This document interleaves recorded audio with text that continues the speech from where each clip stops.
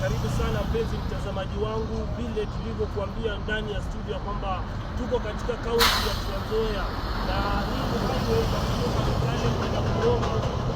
Leo tu tumefurahia kwamba gavana wa kaunti hii ya Trans Nzoia ameweza kupea wakaazi chakula cha bure msaada, na vile vile bado tuko katika hii highway ambayo tunangoja gavana wa Trans Nzoia kaunti aweze kuwasili katika kaunti yake hapa Trans Nzoia.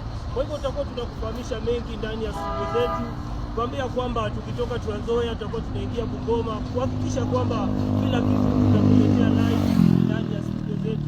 Tunashukuru wakazi wa Trans Nzoia wamefurahia, hata vile unaangalia wanapita wakifurahia, wakishangilia kwamba gavana ameweza kuwapa msaada wa chakula, na ni gavana wa kwanza ambaye ameleta chakula katika kaunti yake. Kwa hivyo tutaendelea kupasha tukiangalia vile namna hali iko, ukiangalia usalama umechukua doria.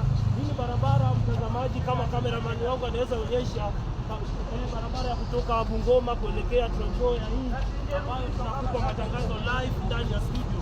Shukrani sana na tutaendelea kuwasiliana. Pengine kabla sijaondoka, kama uko na swali ndani ya studio.